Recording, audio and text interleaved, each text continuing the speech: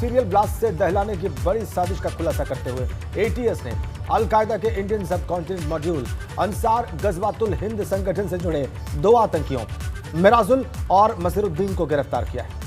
दोनों आतंकी अपने आकाओं के इशारे पर 15 अगस्त से पहले राजधानी लखनऊ समेत अन्य शहरों में धमाकों की साजिश रच रहे थे। ADG law and order Prashant Kumar के मुताबिक पकड़े गए आतंकियों के बारे में सुरक्षा एजेंसियों से पुख्ता इनपुट्स मिले थे। इसके आधार पर दबिशें भी दी गई। पकड़े गए आतंकियों के कनेक्शन अल-कायदा संगठन से हैं। एटीएस ने मिनहाज अहमद और मसीरुद्दीन नाम के 2 आतंकियों को गिरफ्तार किया है और इनके 2 साथियों को भी गिरफ्तार किया गया। एटीएस को पकड़ में आए दोनों अल-कायदा आतंकियों के पास से भारी मात्रा में विस्फोटक और हथियार भी मिले और इसके जरिए इनकी बड़ी आतंकी साजिश को अंजाम देने की कोशिश की, लेकिन एटीएस ने इसे नाकाम कर दिया। उक्त कार्य के लिए उमर हलवंडी द्वारा भारत में अल-कायदा इंडियन सब कॉन्टिनेंट मॉड्यूल के संगठन में सदस्यों की भर्ती तथा उन्हें रेडिकलाइज करने का कार्य किया जा रहा है। इसी के अंतर्गत उमर हलवंडी ने कुछ जिहादी प्रवृत्ति के व्यक्तियों को लखनऊ में चिन्हित कर एवं उन्हें नियुक्त कर अल-कायदा का मॉड्यूल को खड़ा किया गया है। यह मॉड्यूल अंसार गजवातुल हिंद, जो कि अल-कायदा का ही एक अंग है, के अंतर्गत आतंकी घटनाओं को अंजाम देने के लिए तैयार किया गया है।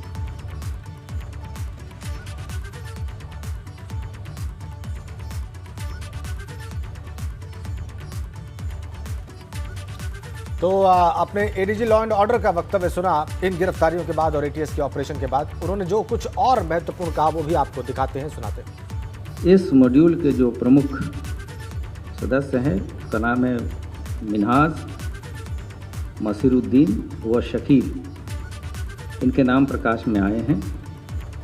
इन लोगों ने उमर हलवंडी के निर्देश पर तथा अपने अन्य साथियों के सहायता से 15 अगस्त के पूर्व उत्तर प्रदेश के विभिन्न शहरों में, विशेषकर लखनऊ के महत्वपूर्ण स्थानों, स्मारकों, भीड़भाड़ वाले इलाकों में विस्फोट करने, मानव बम आदि द्वारा आतंकी घटना कारित करने की तैयारी में थे। इसके लिए इनके द्वारा शस्त्र एवं विस्फोटक आदि भी एकत्रित किया गया था। तो लखनऊ में 2 आतंकियों के पकड़े जाने के बाद आसपास सुरक्षा बढ़ा दी गई, साथ ही अलर्ट जारी किया गया। ये 4 अलग अलग जगहों की तस्वीरें हैं। पहली तस्वीर लखीमपुर खीरी की, जहां पर इंडो नेपाल सीमा पर सतर्कता बढ़ाई गई है। एसएसबी ने गौरी फंटा बॉर्डर पर सतर्कता बढ़ाते हुए पुलिस को भी अलर्ट कर दिया है। वहीं दूसरी तस्वीर अयोध्या में अलर्ट की है। यहाँ पर एंट्री पॉइंट पर चेकिंग अभियान शुरू किया गया है। राम जन्मभूमि परिसर समेत तमाम धार्मिक स्थलों पर सुरक्षा कड़ी कर अलर्ट जारी किया गया। तीसरी तस्वीर हरदोई की है, जहां पर प्रशासन अलर्ट है। वहीं कानपुर में भी शहर के कई इलाकों में सघन चेकिंग अभियान चलाया जा रहा है।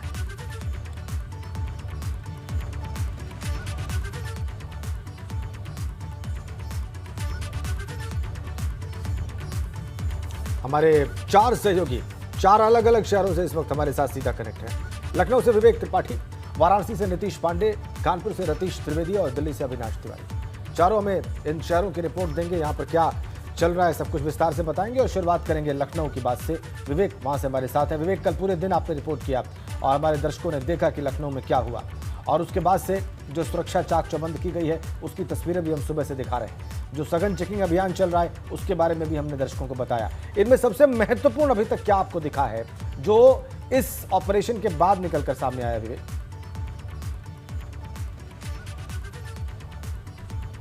जी राजन, देखिए अल-कायदा के जो 2 आतंकी पकड़े गए हैं उसमें सबसे इम्पॉर्टेंट चीज़ है उनका जो आगे की तैयारियां थी, जो आगे उन्होंने प्लान किए थे। 15 अगस्त के पहले जिन शहरों को चुना था विस्फोट करने के लिए और लखनऊ के बहुत सारे संवेदनशील स्थानों को चुना था जहां पर सीरियल ब्लास्ट होने थे। ये इनपुट जब एटीएस को मिले हैं तो इसको रोकने के लिए तैयारियां शुरू कर दी हैं। सबसे इंपॉर्टेंट बात यह है कि जो 5 अभी फरार हैं, जो एटीएस के हत्थे नहीं लग पाए हैं, उनकी तलाश करनी है। उनमें से एक को ट्रैक कर लिया गया था कल शाम को, लेकिन ऐसा एटीएस सूत्रों का कहना है कि वो शाहिद नाम का बदमाश है, आतंकी है। शाहिद को ट्रैक कर लिया गया था, लेकिन मलिहाबाद में जिस जगह एटीएस पहुंची थी वहां से एटीएस के पहुंचने से पहले ही वो निकल गया और अब उसकी लोकेशन नहीं मिल रही। उसने अपने सारे मोबाइल स्विच ऑफ कर लिए। हालांकि एटीएस की टीमों ने उसके जो परिवार के लोग हैं, उसके जो मूल रूप से उन्नाव का रहने वाला है, वहां पर जाके तलाशी ली है। वहां पर उसके घर खंगाले हैं, उसके परिचितों, रिश्तेदारों और करीबियों से, दोस्तों से बात की है। आपको बता दें कि शाहिद दुबई भी गया था और 8 साल पहले दुबई से लौट के आया है और इस समय जो मिराजुल है, जो मेन मॉड्यूल बताया जा रहा है अलकायदा का, उसके पड़ोस में रहता था और दोनों मिलकर इन सारी गतिविधियों को अंजाम देने की साजिश रच रहे थे। और ये भी पता चला है कि शाहिद एक ऐसा शख्स है जो दुबई में रहते हुए उसने अफगानिस्तान और पाकिस्तान की यात्राएं की थी। एटीएस इन इनपुट के बाद शाहिद की सरगर्मी से तलाश कर रही है। सबसे खास बात यह है कि जो पूरे शहर की सीमाएं हैं, सीतापुर बॉर्डर हो या बाराबंकी बॉर्डर हो, हरदोई बॉर्डर हो, उसी तरफ उसके जाने की सूचनाएं मिली थी और उसी लोकेशन में आखिरी बार वो पाया गया था। तो वो रास्ते सील कर दिए गए हैं। वहां पर जबरदस्त सर्च अभियान चल रहा है। लोकल पुलिस की मदद से तलाशी ली जा रही है। जो सस्पेक्टेड एरियाज हैं, जो नई बसी कॉलोनियां हैं, जो घने बसे इलाके हैं, पुराने लखनऊ के जो घने मोहल्ले हैं, छोटे छोटे मकान हैं, रिहायशी बस्तियां हैं, वहां पर सर्च ऑपरेशन चल रहा है। शाहिद की सरगर्मी से तलाश की जा रही है। बिल्कुल तलाश की जा रही है, लेकिन समझा जा सकता है कि अगर उन्हें वक्त रहते इन लोगों को अगर ये सूचना मिल जाती है कि कार्रवाई होने वाली है, तो इसका मतलब साफ है कि आस्तीन में सांपों का पूरा गुच्छा पल रहा है। अब इनको पकड़ने वाली बात है। हमारे साथ आप बने रहिए। और इस वक्त एक और बड़ी खबर आ रही है। लखनऊ में आतंकी गिरफ्तार हुए तो दिल्ली पुलिस एक्शन में है। लखनऊ जाएगी दिल्ली पुलिस की स्पेशल सेल। पकड़ गए अलकायदा के आतंकियों से पूछताछ करेगी। सेल ने 2015 में पैन इंडिया AQIS मॉड्यूल का खुलासा किया था और मॉड्यूल का खुलासा कर करीब 6 आतंकियों को गिरफ्तार किया गया था। तो ये इस वक्त की अहम खबर। अविनाश हमारे साथ बने हुए। अविनाश, ये जो पूरी तस्वीर सामने आई है, दिल्ली पुलिस की स्पेशल सेल पूछताछ करने जाएगी और क्या जानकारी मिल रही है? और इस पूरे मामले पर कांग्रेस की सियासत का सिरा खड़ा हो गया है। जो प्रेम होता है तुष्टीकरण वाला, चाहे वो आतंक से ही क्यों ना हो, वो भी दिखने लगा। जी देखिए, अगर बात करें अवधेश, तो लगातार जो विपक्षी पार्टियां हैं वो कह रही हैं कि चुनाव नज़दीक है, इसलिए तमाम सारे प्रोपोगेंडा हो रहा है। लेकिन सुरक्षा एजेंसियों ने जिस तरीके से इस मॉड्यूल को ध्वस्त किया था और कल 2 आतंकी जिस तरीके से लखनऊ में पकड़े गए हैं, उसके बाद से तमाम राज्यों की सुरक्षा एजेंसियां भी चौकन्नी हो गई है। क्योंकि दिल्ली पुलिस की स्पेशल सेल ने 2015 में इस पूरे नेटवर्क को ध्वस्त करके 6 आतंकियों को गिरफ्तार किया था। उसमें से अगर बात करें तो उमर अल मंडी, जो कि उसका नाम सैयद अख्तर है, वो यूपी के संभल का ही रहने वाला है, तो उसकी जोर शोर से तलाश दिल्ली पुलिस भी कर रही है। इसलिए जो लोग पकड़े गए हैं उनसे उमर अल मंडी के बारे में पूछताछ की जाएगी और उनसे जाना जाएगा कि आखिर उमर अल मंडी क्यों है। क्योंकि भारत में अलकायदा का मोस्ट वांटेड आतंकी है उमर अल मंडी उर्फ सैयद अख्तर। और सुरक्षा एजेंसियों को ऐसा लगता है कि कहीं ना कहीं वो भारत में सक्रिय हो सकता है या भारत में ही हो सकता है। तो उसके बारे में तमाम सारे इनपुट्स खंगालने के लिए दिल्ली पुलिस की स्पेशल टीम जो है वो लखनऊ जाएगी और पकड़े गए लोगों से पूछताछ करेगी कि आखिर उनको किस तरीके से आदेश निर्देश मिल रहे थे, उमर अल मंडी का क्या रोल था, क्या उमर अल मंडी की तरफ से भी उनको कोई निर्देश दिए जा रहे थे। क्योंकि उमर अल मंडी यूपी के संभल का ही रहने वाला है, तो ऐसे में दिल्ली पुलिस को शक है कि कोई और आतंकी को भी वो तैयार कर रहा था, कई और लोगों को भी वो तैयार कर रहा था, जिससे कि न सिर्फ उत्तर प्रदेश में बल्कि दिल्ली और भी तमाम सारे अन्य शहरों में वो वहाँ पे एक बड़ा धमाका कर सके और भारत को दहला सके। तो ये एक बड़ी कामयाबी है उत्तर प्रदेश पुलिस की, ATS की। जिसके बाद अगर बात करें तो दिल्ली पुलिस भी अब चूंकि इस मामले में पहले ही इसका नेटवर्क पकड़ी थी, तो उनसे जुड़े हुए तार को पता करने के लिए वो उत्तर प्रदेश जाएगी। कल हो सकता है दिल्ली पुलिस की जो स्पेशल टीम है वो लखनऊ पहुंचे और पकड़े गए आतंकियों से पूछताछ करे, उनसे जाने कि उमर अल मंडी आखिर है कहाँ, उनका निर्देश किस तरीके से उनको मिल रहा था और कौन कौन उनके सहयोगी हो सकते हैं। तो तमाम सारी जानकारी लेने के लिए दिल्ली पुलिस की स्पेशल टीम जाएगी। क्योंकि जो 6 आतंकी गिरफ्तार किए थे वो अभी भी दिल्ली पुलिस की कस्टडी में है और दिल्ली पुलिस उनसे लगातार इनपुट जो मांगी गई थी, दिल्ली पुलिस ने जो इनपुट जुटाई थी उन 6 आतंकियों से, उसका क्या कनेक्शन है इन 2 आतंकियों से, क्या उसी मॉड्यूल पे काम हो रहा है या नया मॉड्यूल है, या अलकायदा किस तरीके से भारत के अंदर कार्रवाई करने की फिराक में है, इन तमाम सारी चीज़ों की जानकारी के लिए दिल्ली पुलिस की स्पेशल टीम जाएगी। ठीक है अविनाश, दिल्ली पुलिस की स्पेशल टीम जाएगी, लेकिन इसी बीच में एक बड़ी अपडेट अपने दर्शकों को हम दे दें। लखनऊ में 2 आतंकियों के पकड़े जाने के मामले में कानपुर महानगर में हाई अलर्ट जारी किया गया है। कई जगहों पर एटीएस ने वहां पर छापे मारे हैं। आतंकी कनेक्शन के चलते 4 से 5 संदिग्ध वहां पर हिरासत में लिए गए। संदिग्धों को हिरासत में लेकर एटीएस उनसे पूछताछ करने में जुटी है। पुलिस कमिश्नर ने एलआईयू को भी वहां पर एक्टिव कर दिया है। आतंकियों के फोन से मिले नंबर्स का ब्यौरा भी निकाला जा रहा है। तो कानपुर में भी एटीएस सक्रिय। लखनऊ में ऑपरेशन के बाद जो लीड्स मिली, उसके बाद कानपुर में 4 से 5 लोगों को हिरासत में लिया गया है। कौन है ये लोग, क्या इनसे पूछताछ में निकला है, ये जानते हैं रतीश त्रिवेदी से। इस वक्त कानपुर से हमारे साथ सीधा कनेक्ट है। रतीश, क्या जानकारी है आपके पास?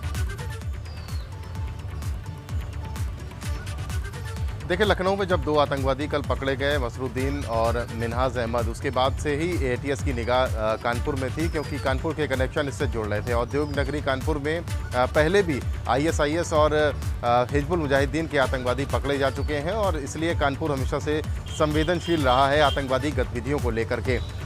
यूपी एटीएस की टीम देर शाम कल पहुंची थी और देर रात तक छापेमारी की गई। पेचबाग, जाजमऊ, चकेरी, चमनगंज, बेगमगंज, ये तमाम ऐसे इलाके थे जहां पर छानबीन की गई और उसके बाद पेचबाग से एक संदिग्ध को उठाया गया था सबसे पहले। उसके बाद देर रात में यूपी एटीएस की टीम ने 4 से 5 संदिग्धों को उठाया है पूछताछ के लिए।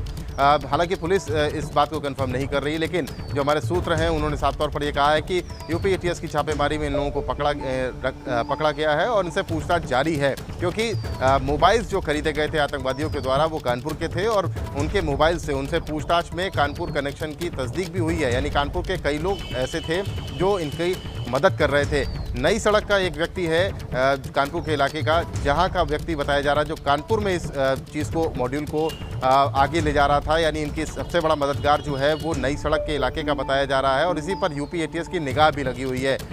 तमाम तफ्तीश की जा रही है और खंगाला जा रहा है कि आखिर किस किस तरह से मदद इन लोगों को पहुंचाई जा रही थी। यहाँ तक भी कहा गया है, जो हमारे सूत्र बता रहे हैं, कि ये दोनों आतंकी कानपुर भी आए थे और एक मीटिंग की थी इन लोगों ने।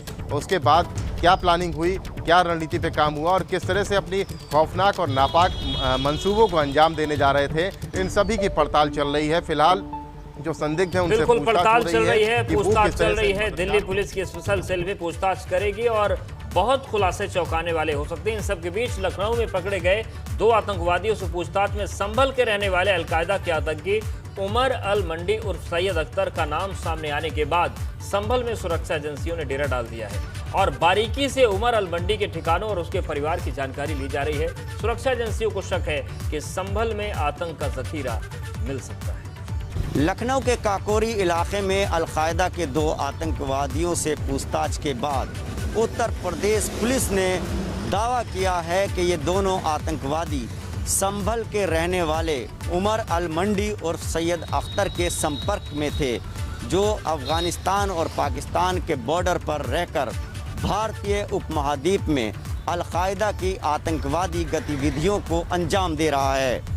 इससे पहले भी संभल का नाम अलकायदा के आतंकवादियों से जोड़कर सामने आ चुका है। सबसे पहले 2014 में जब अल जवाहिरी ने भारतीय उपमहाद्वीप के अलकायदा के हेड का ऐलान किया था, तो उसका भी पता संभल के दीपासराय का बताया गया था।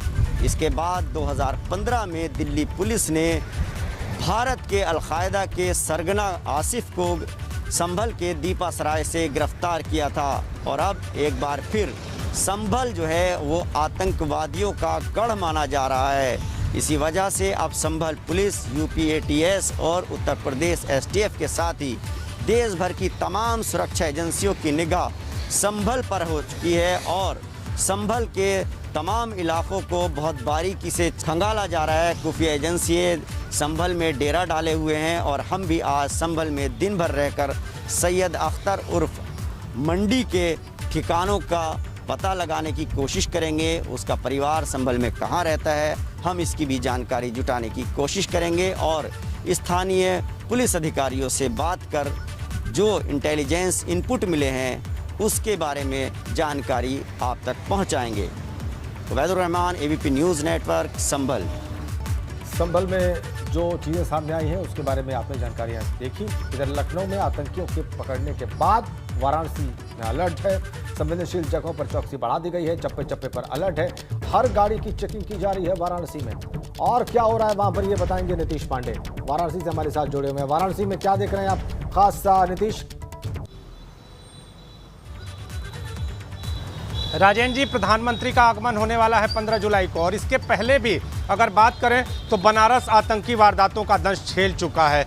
और अब जबकि प्रदेश की राजधानी में आतंकी पकड़े गए हैं तो बनारस में सुरक्षा का अलर्ट जारी कर दिया गया है। यहाँ के संवेदनशील स्थान, चाहे वो शहर का एंट्री पॉइंट हो या फिर घाट हो, मंदिर हो, इसके साथ ही जो मॉल हैं, जो होटल हैं, उन सारे जगहों पर सुरक्षा की चौकस निगाहें पूरी तरह से लगी हुई हैं। चेकिंग की जा रही है, एक एक चीज़ को यहाँ पर परखा जा रहा है। जो लोग होटलों में ठहरे हुए हैं उनके बारे में जानकारी हासिल की जा रही है। और इसके अलावा जो आंतरिक जो सुरक्षा है, जो प्रशासन और पुलिस की आंतरिक सुरक्षा है, उसको भी पूरी तरह से अलर्ट कर दिया गया है। तो प्रधानमंत्री के आगमन से पहले एक जो प्रदेश की राजधानी में आतंकी संगठनों का सक्रिय होना, उनका मिलना, और बनारस में पहले भी आतंकी वारदातों का होना कहीं ना कहीं यहाँ की सुरक्षा के लिए बड़ा चैलेंज है। लेकिन सुरक्षा पूरी तरह से चुस्त दुरुस्त है, सुरक्षा पूरी तरह से पुख्ता नजर आ रही है। राजेंद्र जी, ठीक है, बहुत धन्यवाद। लेकिन आप सभी हमारे साथ बने रहेंगे। और एक बड़ी खबर है लखनऊ से, महंगाई के खिलाफ हल्ला बोल करेगी कांग्रेस। पेट्रोल, डीजल और रसोई गैस के बढ़ते दामों के खिलाफ आंदोलन करेगी कांग्रेस पार्टी। प्रदेश भर में कांग्रेस कार्यकर्ता रिक्शा, तांगा और बैलगाड़ी से मार्च निकालेंगे जिला मुख्यालय तक। इस बारे में हम आपको और विस्तार से जानकारी देंगे। लेकिन यूपी चुनाव की तैयारियों में कांग्रेस जुटी हुई है। जैसा कि हम आपको बता रहे थे, कांग्रेस महासचिव प्रियंका गांधी वाड्रा बैठक करेंगी। मिशन 2022 की रणनीति तैयार करेंगी प्रियंका गांधी, और वरिष्ठ नेताओं के साथ वो वर्चुअल बैठक करेंगी। तो 2022 के चुनाव के मद्देनजर प्रियंका गांधी सक्रिय हैं, वर्चुअल बैठक करेंगी तमाम सीनियर लीडर्स के साथ अपने, और तैयारियों में जुट गई हैं।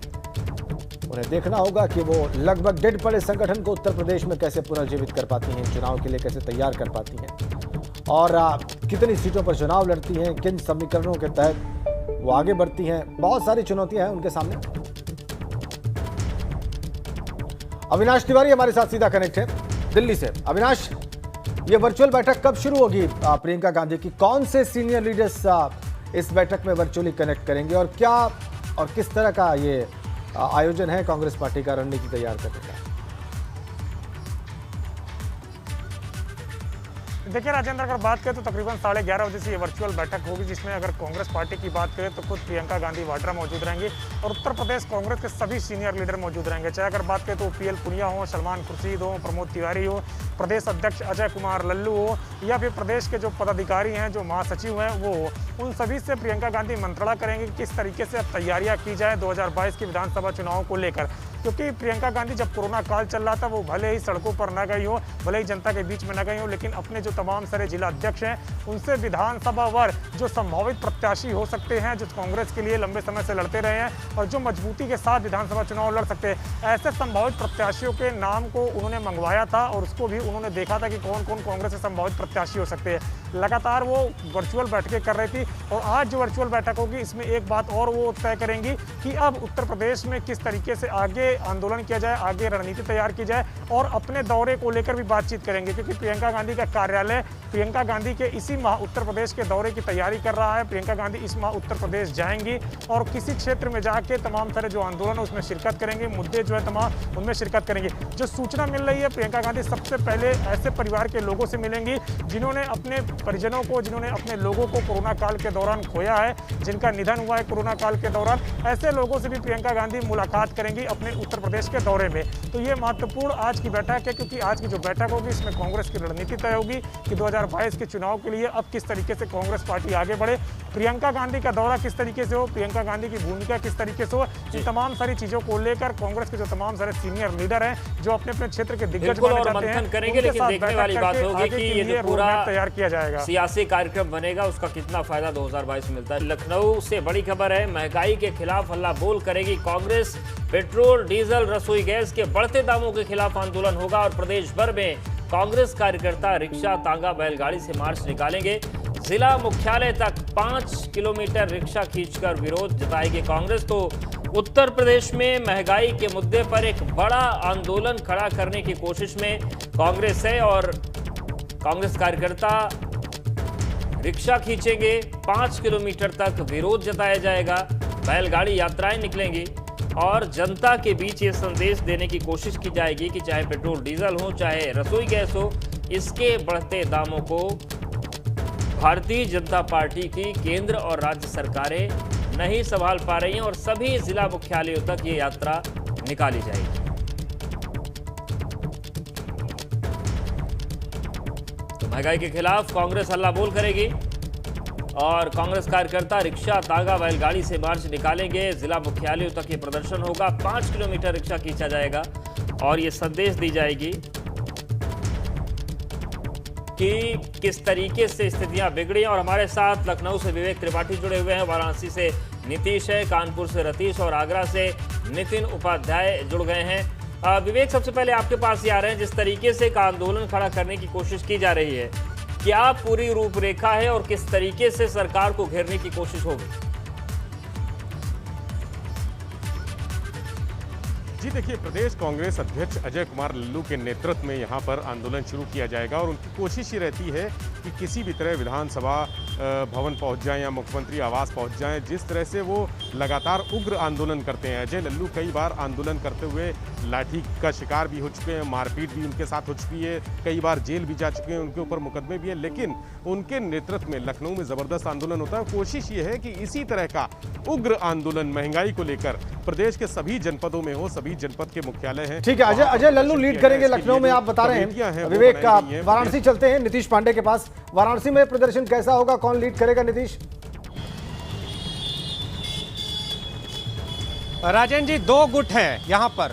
2 गुट जिस तरह से बात होती है तो अजय राय का जो गुट है वो 11:45 पर बाबा कीनाराम आश्रम से प्रधानमंत्री के संसदीय कार्यालय तक जाएगा। इसके साथ ही राजेश मिश्रा का जो गुट है वो आपका अगर बात करें तो कचहरी मार्ग तक वहाँ तक जाएगा।